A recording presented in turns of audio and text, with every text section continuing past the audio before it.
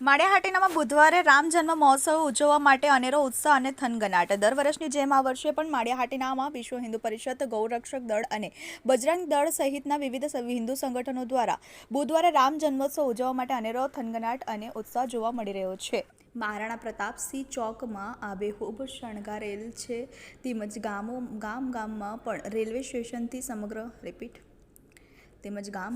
Railway સ્ટેશનથી સમગ્ર ગામમાં બેનરો લગાવવામાં આવ્યા છે. બુધવારે બપોરે 3 વાગે રેલવે સ્ટેશન પાસેથી બેન્ડ પાર્ટી સાથે વિશાળ શોભાયાત્રા શહેરના મુખ્ય માર્ગો પર ફરી રામચંદ્રજી ભગવાનના મંદિરમાં પૂર્ણ થશે. અત્યારથી જ પૂરજોશમાં તૈયારીઓ ચાલી રહી છે. રામચંદ્રજી મઠ, બીજુ રામ મંદિર, શંકર મંદિર, સ્વામિનારાયણ મંદિર, હવેલી સહિત તમામ ધાર્મિક સ્થળોમાં અને મંદિરોમાં ખૂબ જ ધામધૂમથી રામ જન્મોત્સવ અને સ્વામિનારાયણ ભગવાનનો જન્મ મહોત્સવ ઉજવવાનો છે. મહારાણા પ્રતાપસિંહ ચોકમાં વચ્ચોવચ્ચ શ્રી રામ ભગવાનની વિશાળ પ્રતિમા મૂકવામાં આવી છે. Banesh Chudasama, TV18 news, Maliya Hatina.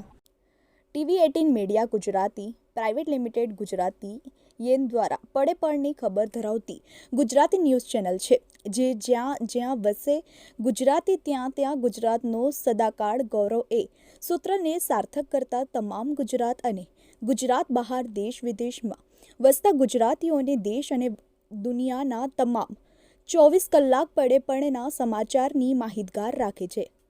અને જેમનો મુખ્ય ઉદ્દેશ સમસ્યા તમારી, ઉકેલ અમારો ના સ્લોગન સાથે ટૂંકા સમયમાં TV18 મીડિયા ગુજરાતી ચેનલને લોકપ્રિયતા મળી છે.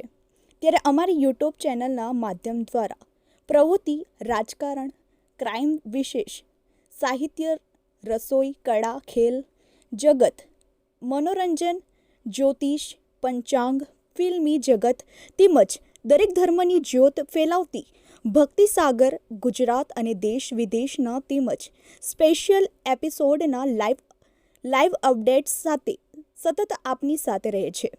તેમજ અમારી યુટ્યુબ ચેનલ પણ, જેનાથી તમને ડેલી ન્યૂઝ જોવા મળે છે અને ઉદ્યોગ જગતની જાણકારી કોમર્શિયલ અને જાહેરાતો દ્વારા આપ સુધી ઝડપી પહોંચાડીએ છીએ. તેમજ સરકારશ્રીની પ્રજાલક્ષી વિકાસની વિગતો સૌથી પહેલાં અપગ્રેડ આપીએ છીએ.